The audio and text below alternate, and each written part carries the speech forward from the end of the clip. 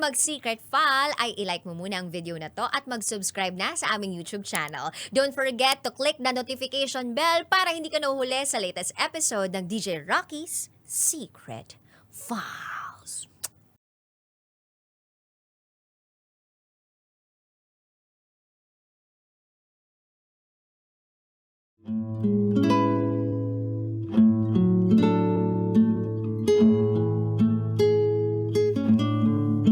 And now, it's time for DJ Rocky's Secret Files.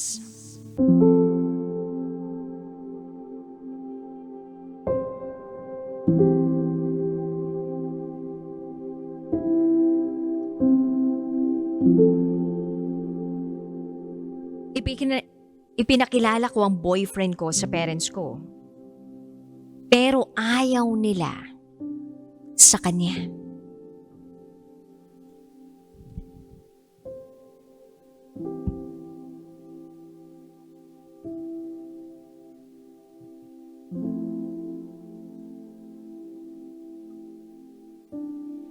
Hi DJ Rocky. Sana mabasa mo ang kwento ko. Medyo matagal ko na itong nasimulan. At kamakailan ko lang ito natapos isulat. Itago mo na lang ako sa pangalang Lindsay. At ito, ang aking secret file.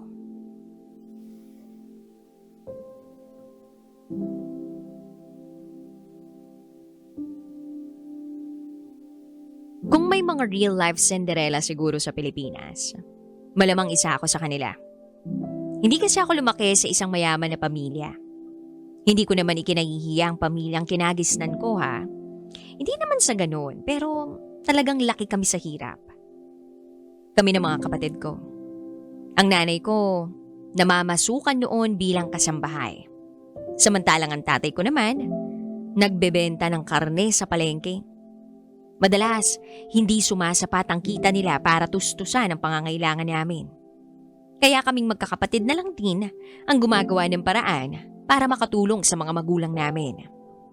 Nangangapit bahay kami at naglilinis sa mga bahay na katabi namin.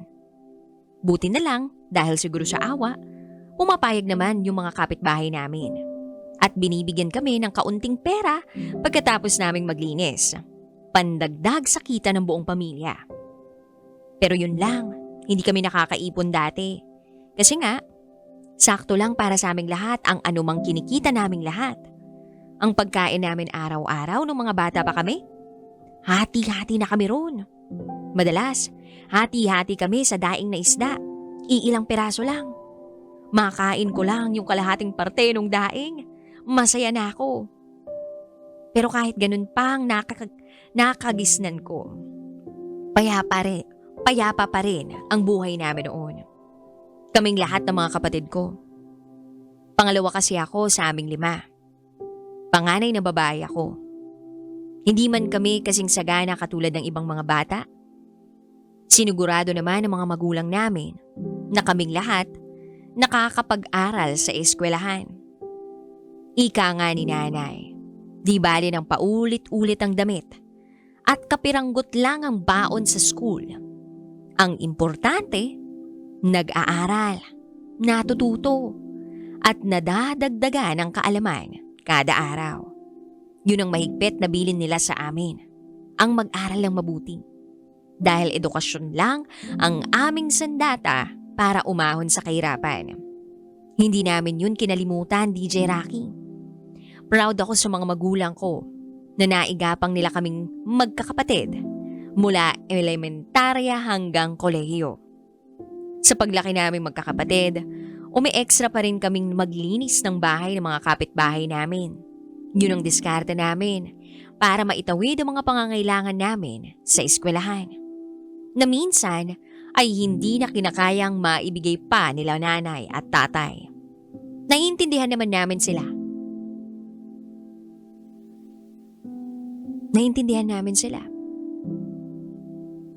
Pinangako namin minsan sa kanila na balang araw, darating din ang pagkakataon na hindi na nila kailangan pang mapagod buong araw para magkapera. Oo, yun na yung pinangarap namin dati para sa kanila. Yayaman kami balang araw. Naging matino naman kami sa pag-aaral, lalong-lalo na ako. Sa aming magkakapatid, hindi sa pagmamalaki pero ako lagi ang nakaka-honor tuwing katupasan ng school year. Kaya madalas, sumasama sa akin sila nanay at tatay para sabitan ako ng medalya tuwing may recognition program sa eskwelahan. Para sa akin, naging tradisyon na yon sa pamilya namin kada taon. Nung graduation ko noong elementary at high school, nasa honor roll din ako. Kaya siguro sulit ang pagpapagod nila nanay at tatay araw-araw. Nakikita nila na may isa man lang sa mga anak nila nagiging honor student. Hanggang sa nakapag-aral na ako ng kolehiyo, hindi pa rin namin nawala ang pagiging madiskarte. Priority ko ang pag-aaral ko. Education ang kinuha kong kurso para sana makapagturo. Ayoko sanang magmalaki pero sa student body organization namin, nahalala kong first year representative sa unang taon. At hindi ko lang inaasahan na yun pala ang magiging daan para makilala ko ang lalaking babago sa takbo ng buhay ko. At tutulong sa akin para mairaos ang pamilya ko sa hirap. Itago natin siya sa pangalang Jake. Vice President si Jake sa student body organization namin. Kung kaya't naging madalas ang aming interaction sa eskwela. Bilang VP, siya ang uma-assist sa amin ng mga year-level representatives kung ano ang dapat mga gawin. Bukod pa ron, kilala rin si Jake sa buong eskwelahan bilang isang varsity player, basketball player. At dahil atleta, maraming nagkaka-crush kay Jake. Pero iba si Jake, DJ Rocky. Alam niya yung boundaries. Alam niya kung kailan at kung saan ang pupwede. Kasi, tutok din siya sa pag-aaral niya. Scholar din kasi siya, kaya ayaw niyang bumaba ang grades niya. Dahil doon, hinangaan ko si Jake. Hindi ko lang in-expect na mas hahanga pa pala ako sa kanya sa paglipas ng panahon. Kung i-describe ko si Jake, syempre una gwapo. Hindi ko yun ikakaila. Ang gwapo niya. Tapos matangkad, maputi ang balat, maayos ang gupit ng buhok, at matalas ang paningin. Observant na tipo ng tao. At oo, matalino. Tuwing Biyernes ng tanghali, ang meeting namin sa SBO every week. Doon sa may basketball court. Yun lang kasi ang bakanteng oras naming mga officer. Pagkatapos ng meeting, nakagawian na naming magpaiwan para manood ng basketball games. Kung saan kasali itong si Jake. At hindi ko namamalayan na sa tuwing nanonood ako ng laro nila, lumalalim ang pagka-crush ko sa kanya. Siyempre ayoko lang ipahalata, no? Pero oo, crush ko si Jake noon. At sa katagalan, lalo pa yung tumindi. Kapag lumilingon sa akin si Jake at kumikindat, every time na nakakashoot siya sa court, kinikilig ako. Hindi ko rin namamalayan. Pinagmamasdan na pala kami ng iba naming mga kapwa officer na sa akin lang daw madalas nakatingin si Jake. Ako naman kasi hindi ko yun pinapansin masyado lalo na kapag nagmi-meeting kami. Pero base nga sa naoobserbahan nila, type daw ako ni Jake. At dahil wala akong karanasan masyado sa mga crush-crush na yan, unti-unti ko na rin nagustuhan si Jake. Sa kanya ko lang nun kasi naramdaman yung kiligin, yung feeling na special ka sa isang tao tapos ikaw lang ang binibigyan niya ng ganong klaseng atensyon at wala nang iba.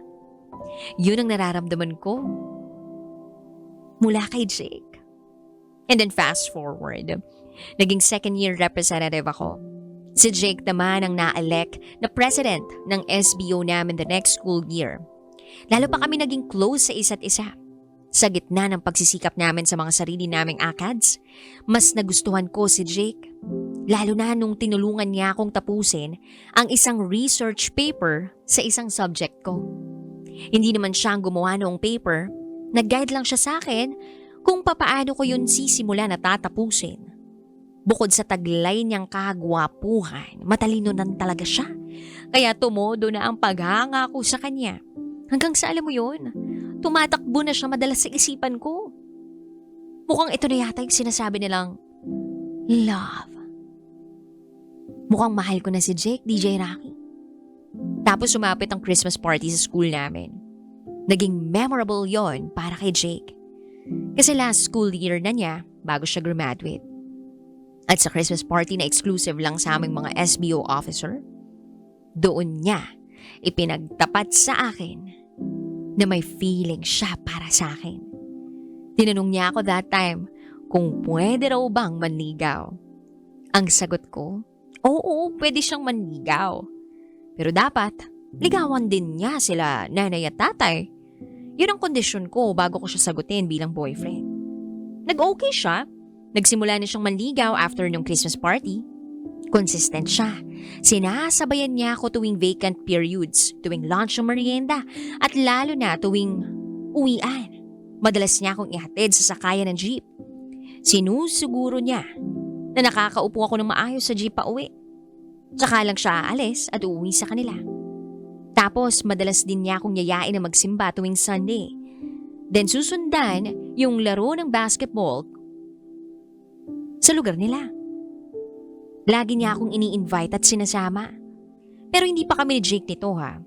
Hindi pa kasi niya nakilala o nakikilala sila nanay at tatay. Dumating din sa punto na tinanong ako ni Jake kung kailan daw niya ako ipapakilala sa kanila. Sinabi ko sa kanya na, sige na sa Valentine's Day na lang. Sa bahay na lang kami mag-date para makilala siya ng parents ko at magawa niya yung hiling ko na ligawan sila. So, sumapit ang Valentine's Day. Isinama ko si Jake sa bahay at formal kong ipinakilala kila nanay at tatay bilang manliligaw ko. Ramdam ko yung kaba ni Jake, tagos sa puso, pinagpapawisan ng malamig. At ako naman kinakabahan din, para akong may mabigat na dala sa tiyan ko sa sobrang kaba. First time kong magdala ng lalaking ipapakilala sa mga magulang ko. At ayun na nga, pinaupo na kaming dalawa nila nanay at tatay sa sala. Magkatabi kami ni Jake, kaharap namin sila. At laking gulat ko sa unang tanong ni tatay kay Jake DJ Rocky.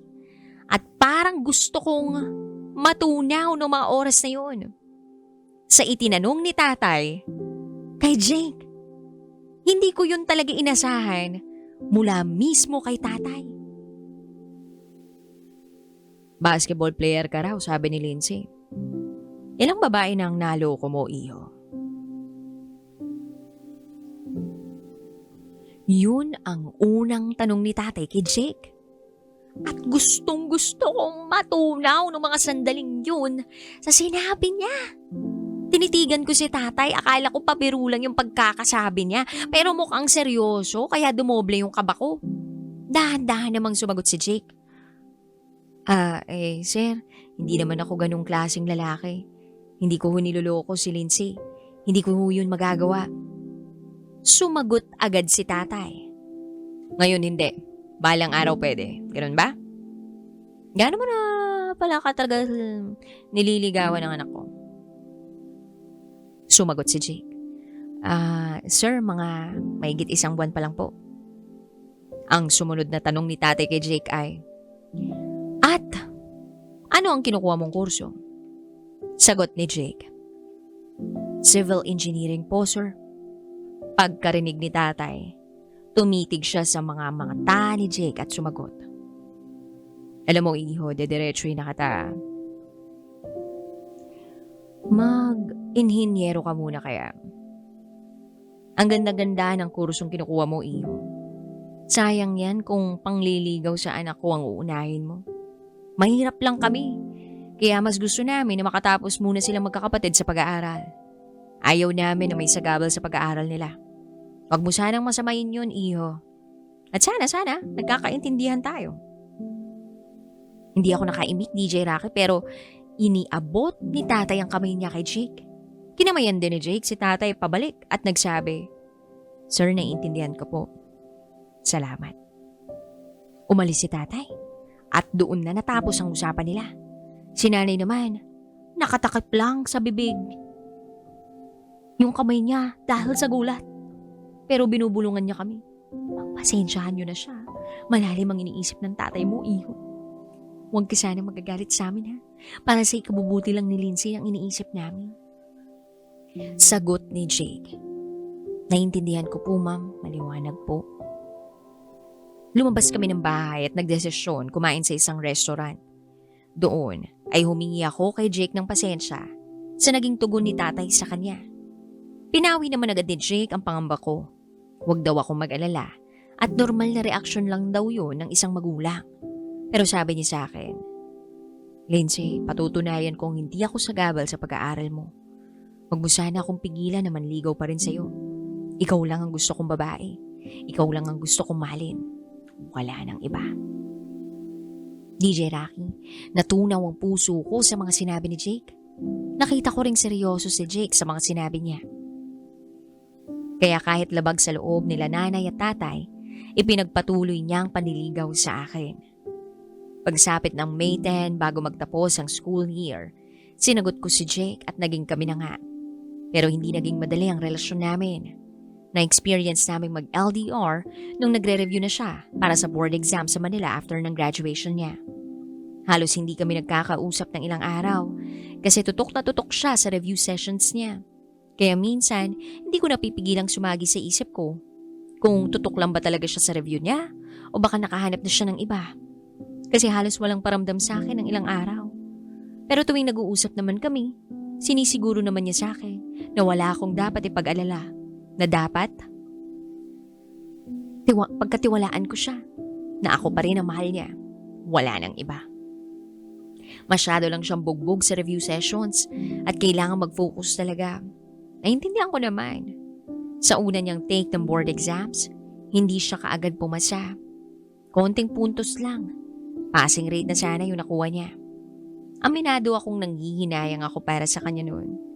Kasi ramdam ko yung pagsisikap ni Jake na maging licensed civil engineer.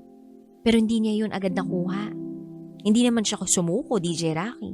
Nag-review siya ulit at nag-take sa pangalawang pagkakataon. And this time, naipasa na niya ang board exams. Natupad na yung pangarap niya maging civil engineer.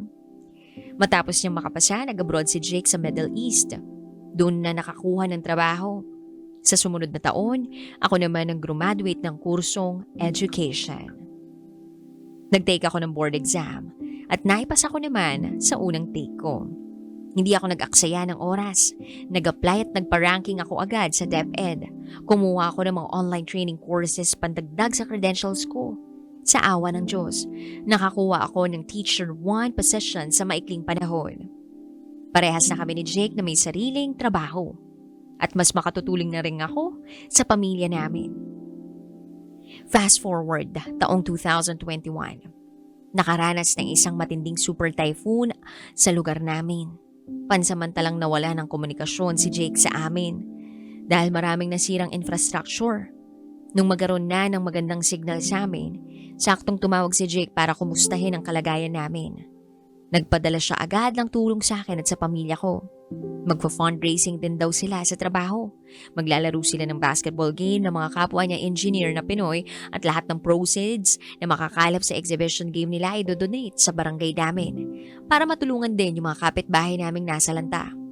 Pati na rin yung eskwelahan kung saan ako nagtuturo, inabutan din ni Jake ng tulong pinansyal. DJ Rocky, tumaas ang respeto ko kay Jake sa mga ginawa niya. Hindi lang para sa akin kundi sa pamilya ko, kundi pati na rin sa community. Iba siya pag tumulong. All out, lahat ng kayang itulong ibibigay talaga. The next year, 2022, bandang April, nakauwi siya at bumisita siya sa lugar namin. Naka-recover na kami kahit papano. Doon na sila ulit nagkita ng nanay at tatay ko. Hindi ko makalimutang si tatay pa mismo ang unang sumalubong kay Jake at nagpasalamat sa tulong na ibinahagi niya sa lugar namin. Naalala ko nga ang sinabi niya noon kay Jake. Kita mo na, iho, engineer ka na. Natupad mo na ang mga pangarap mo. Natupad na rin, Lindsay, ang kanya. Tiwala ako sa iyo na kaya mong buhayin si Lindsay. Kung sakaling kayo magkakatuluyan ng anak ko, sa pagkakataong ito ay hindi na kami tututol. DJ Rocky, sobrang saya. ang naramdaman ko dahil sa wakas, tanggap na si Jake ng mga magulang ko. Napatunayan ni Jake na hindi hadlang ang pagiging isang basketball player para maging isang matinong boyfriend. Nagawa pa nga niyang tumulong sa amin gamit ang talent niya sa pagbabasketball. At hindi lang yun, DJ Rocky. Bago siya umalis pa abroad para sa 6 months contract niya, nagpakain siya sa buong barangay namin. At sa harap nilang lahat, nag-propose siya sa akin ng kasal. Siyempre pumayag ako. Ngayon pa ba, natanggap na siya ng pamilya namin? Namanhikan agad ang pamilya nila sa amin. Mga ilang araw lang ang nakalipas. Tapos bumalik na uli siya abroad hanggang sa natapos ang 6 months contract niya doon. Nag-ipon kami pareho ng pangkapital dahil napag-usapan naming magnegosyo pag-uwi niya. At dito na rin siya naninirahan. December 2022, pag-uwi ni Jake, naikasal na din kami sa West. Then year 2023, nakapagpatayo na kami ng isang 3-story apartment na pinauupahan namin for commercial purposes. Yun ang naging negosyo namin. At ang mga nagmamanage ay sila nanay at tatay. Natupad din namin yung wish na hindi na sila magkakandakuba sa paghahanap buhay. Tututukan na lang nila ang pag-maintain sa apartment na pinauupahan namin. At doon na rin sila kukuha ng panggastos o pangtustos sa araw-araw nilang pangangailangan. Mukhang maganda naman ang kita, kaya malaking tulong na yun para sa mga magulang ko. At kami naman ni Jake ay hindi na rin LDR. Kasalukuyan ako nagtuturo pa rin sa public school, samantalang private contractor naman. Sa ngayon si Jake. DJ Rocky. Buntis na ako sa panganay namin ni Jake. Baby girl. Nasa 2nd trimester na ako ng pagbubuntis. At sana'y maging ligtas ang pagbubuntis ko. Kung may aral ang kwento namin na pwedeng ibahagi sa mga nakikinig DJ Rocky, yun ay ang huwag sumuko. Kapag nadadapa bumangon, ayusin ang priority sa buhay. Unahin ang dapat unahin. At higit sa lahat, huwag tatalikuran ng Panginoon. Lahat ng tinatamasa namin ngayon ay galing sa Kanya. At sa wakas, hindi na namin kailangang mangapit bahay at maglinis para lang makakain ng sapat. Kahit ano pang sipag ang ibuhos namin sa aming buhay mag-asawa at sa aming pamilya, kung hindi luluubin ng Panginoon ang lahat ng ito, hindi rin kami aasenso. Kaya maraming salamat sa Panginoon dahil hindi niya kami pinabayaan. Hanggang dito na lang po, DJ Rocky. Muli, ako si Lindsay at ito ang aking secret file.